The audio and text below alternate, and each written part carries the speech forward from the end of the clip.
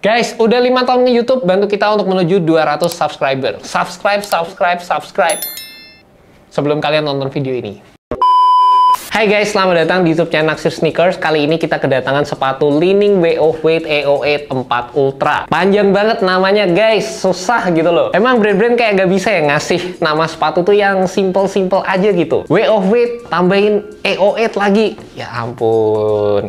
Buset. Untung ya brand Cina sekarang itu udah mulai mendaki tingkat popularitas yang gokil di Indonesia. Banyak yang tertarik sama brand-brand Cina karena sepatunya banyak yang menilai value for money-nya itu bagus banget. Dan setelah gue ngeliat beberapa seri dari sepatu AO8 Ultra ini, jadi salah satu sepatu yang modelnya itu mungkin bukan seri signature dari sepatu Way of Weight, tapi punya implementasi desain ataupun fitur-fitur yang terinspirasi dari sepatunya Kobe, which is itu salah satu sepatu favorit gue juga. Dan makanya gue jadi tertarik sama perilisan sepatu Way of Weight AO8 4 Ultra ini guys. Secara boxnya keren ya guys, kayak gini. Dan emang gak bisa dipungkiri juga sepatu Kobe sampai sekarang guys, sampai sekarang sepatunya udah lama banget tapi masih jadi sepatu basket favorit. Bahkan kemarin kita juga udah sempet bahas 5 sepatu basket yang paling sering digunakan di NBA di tahun 2025 ini. Sepatu Kobe itu masih jadi favoritnya. Bahkan selain dari sepatu Kobe, sepatu-sepatu yang terinspirasi dari Kobe sendiri juga ya masih ada dalam top 5 urutan tersebut guys. Makanya kalau kita ngebahas sepatu-sepatu yang punya DNA ataupun sepatu-sepatu yang fiturnya itu terinspirasi dari sepatu Kobe, menurut gue bakal jadi salah satu hal yang cukup menarik terutama untuk kalangan para pemain basket di Indonesia. Terlebih lagi yang cukup menarik di sepatu ini, harganya itu start from 1.750.000. Kemarin gue dikabarin sama Boss of Trainer, gue kaget juga pas tahu harganya tuh cuma start from 1.750.000 karena ya sepatu-sepatu yang biasanya terinspirasi dari sepatu Kobe itu harganya mulai dari 2 jutaan ke atas. Bahkan kemarin kalau kita sempat ngebahas sepatu Nike Zoom GTK3 itu harganya 3 jutaan. Dan jujur aja ngelihat sepatu ini dengan desain yang begini, eksekusinya ini ya menurut gue jadi salah satu sepatu yang gak cuma kelihatan menarik aja, tapi menurut gue secara desainnya itu keren. Tapi gue pengen infoin ke kalian dulu, pertama kali yang bikin gue ngerasa kalau sepatu ini punya DNA yang diambil dari sepatu Kobe adalah karena sepatu ini memiliki teknologi drop-in insole yang udah famous banget dibikin sama, sebenarnya awalnya sepatu Jordan sih yang bikin, tapi dibikin terkenal sama sepatu Kobe seri-seri kayak Kobe 7, Kobe 8, Kobe 9, dan juga Kobe 11. Dengan adanya drop-in insole, ini kalian tuh bisa copot bagian insole-nya kayak gini. Dan ini berfungsi sebagai overall struktur dari sepatu ini juga. Agak susah emang nyopotnya karena insole-nya tebel banget kayak gini. Dan kalau misalnya ini dicopot, sepatunya itu bagian dalamnya udah kopong guys. Udah nggak ada keseluruhan strukturnya sama sekali. Dan ternyata implementasi drop-in yang digunakan di insole sepatu ini menggunakan implementasi teknologi andalan dari Li-Ning juga, dimana ini menggunakan boom cushioning yang ini udah sering kita jumpai di sepatu kayak Li-Ning Gamma ataupun di sepatu seperti Way of Weight 11. Itu seri-seri flagshipnya Li-Ning menggunakan implementasi teknologi seperti ini. Feel-nya menurut gua waktu dipakai sih enak ya, berasa kayak responsif, terus ada feel bouncy-nya juga. Terus juga dapat banget secara impact protection ataupun core feel, jadi balance aja secara keseluruhan. Dan ngerasanya ya implementasi teknologi seperti ini yang emang udah terkenal di zamannya Kobe 8, Kobe 9, Kobe 11, sekarang ngedapetin upgrade dengan feel seperti ini tuh berasa gokil banget secara keseluruhan. Terlepas awalnya gue juga berasa cukup skeptis dengan adanya build area atasnya yang kasar-kasar kayak gini. Itu jujur aja gue kurang demen sih. Gue lebih demen kalau misalnya ini tuh dikasih lapisan kain lagi. Karena gue ngerti sih, emang Li-Ning tuh pengennya kayak gini lah, kayak yang di sepatu Li-Ning Gamma kan juga sama ya kayak gini, terus kayak Way of Weight Shadow 5 juga kayak gini. Tapi itu kadang sering bikin kaos kaki tuh nggak gampang masuk gitu, kadang bikin kaos kaki tuh agak kayak nekuk-nekuk gitu. Tapi untungnya di sepatu ini dan juga Li-Ning Gamma kemarin itu berasa kayak lebih seamless lah, masuknya nggak seribet itu juga. Gue cuma tinggal adjust dikit, terus pas udah masuk ya udah enak aja gitu. Dan emang waktu dipakai berasa kayak bagian kaki gua sama insole-nya ini berasa kayak lebih ngeblend secara keseluruhan dan lebih keset aja waktu dipakai. Tapi gue dengar-dengar juga untuk sepatu versi AO8 4 Ultra ini kan ada yang versi strap.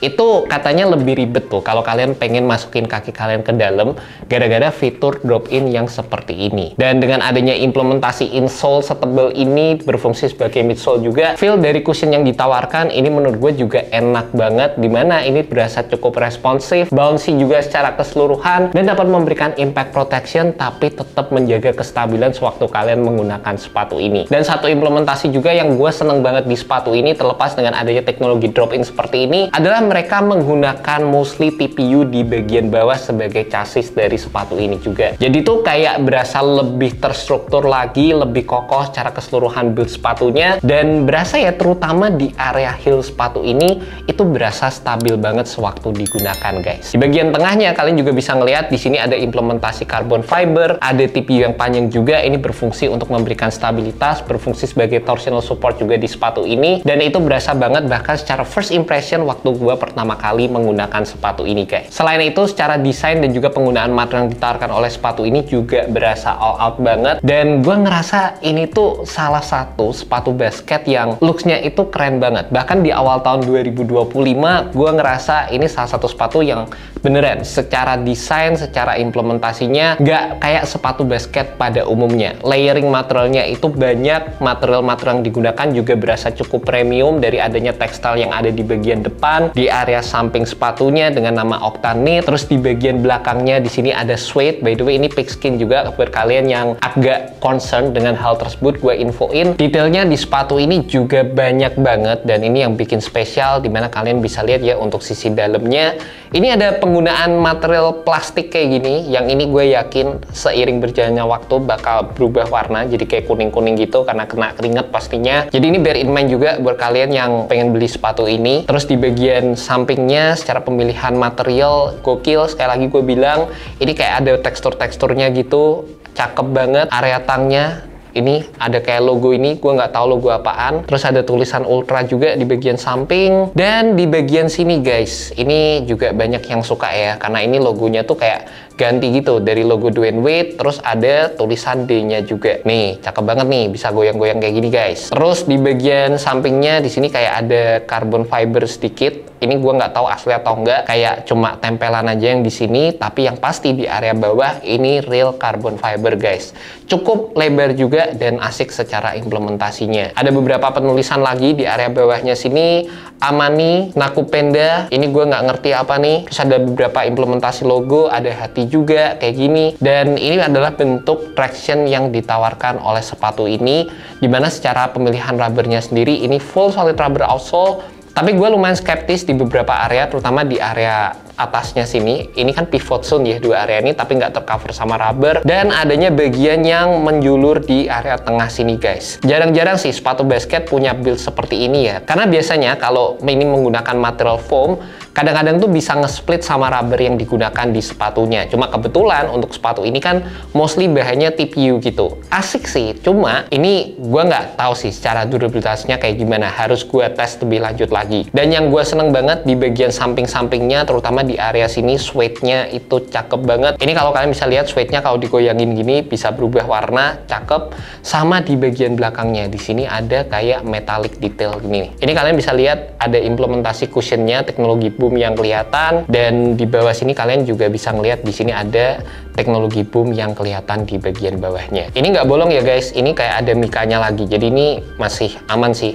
Kalau misalnya kalian nginjek air gitu nggak bakal masuk lah ke dalam. Sebenarnya secara implementasi rubber itu nggak tebel-tebel banget, jadi kalau digunakan di lapangan outdoor menurut gue sih moderate aja ya, nggak akan terlalu durable banget. Meskipun ini kelihatan garang ya, mudah-mudahan secara performance-nya juga bisa bekerja dengan baik. Gue juga ngerasa ini bakal jadi salah satu sepatu basket yang cocok untuk digunakan sebagai sepatu casual juga. Terlepas ini kita dapatnya warna merah ya, tapi bayangin aja kalau misalnya ini full warna hitam, terus ada suede-nya warna hitam juga, itu pasti keren banget guys. Juga yang gue seneng banget di sepatu ini, material tangnya tuh lumayan ngingetin sama material yang ada di sepatu GT Cut pertama, dan sampai sekarang gue masih belum move on sama material GT Cut pertama karena emang cakep banget, enak waktu dipakai. Di sini lumayan ngingetin gue sama material tersebut, dan secara keseluruhan ya dengan adanya penggunaan material yang bagus, yang nyaman kayak gini ya, bikin sepatu sepatunya makin enak dipakai gitu. Di bagian dalamnya ini juga soft banget, padding-paddingnya juga oke, dan berasa gokil sih. Brand Cina sekarang kalau udah mulai nambahin detail-detail kayak gini di sepatunya mereka tuh, menurut gue ya bakal bahaya nih buat brand-brand besar lainnya kalau mereka terus-terusan ngerilis sepatu yang biasa-biasa aja. Dan juga buat kalian penasaran sama sizingnya, menurut gue sih sepatu ini either kalian bisa beli true to size atau kalian juga bisa turun setengah size di sepatu ini. Gue sendiri true to size-nya aman-aman aja, tapi kebetulan di pair yang kali ini gue coba untuk turun setengah size. Kalau kalian suka dengan sepatu yang fitnya itu snug, yang lebih sempit secara keseluruhan, kalian bisa beli true to size di sepatu ini. Dan buat kalian yang punya kaki lebar, kalian bisa beli true to size aja di sepatu ini. Sekali lagi, buat kalian yang demen sama feel yang diberikan di sepatu Kobe, sepatu GT Cut, sepatu ini menawarkan sensasi tersebut, dan juga sekali lagi kebantu dengan adanya penggunaan material yang gokil, dan lacing sistemnya juga sangat-sangat membantu, dimana di sini ada beberapa banji yang ditawarkan. Ini membantu banget dalam memberikan fit yang oke sewaktu kalian menggunakan sepatu ini. And that's about it guys, review untuk sepatu Li-Ning Way of Wade EOS 4 Ultra, dimana gua ngerasa sebagai pecinta sepatu Kobe, ngelihat sepatu dengan DNA seperti ini dibikin lebih modern, ini bakal jadi salah satu opsi yang menarik banget, terutama dijual dengan harga 1 jutaan. Buat kalian tertarik, kalian bisa cek aja langsung Boss of Trainer. Kadang-kadang mereka buka sistem PO, kadang-kadang ada yang ready juga, kalian bisa cek aja langsung di sana. Dan semoga video ini bisa membantu kalian dalam menemukan sepatu basket yang cocok. Alright guys,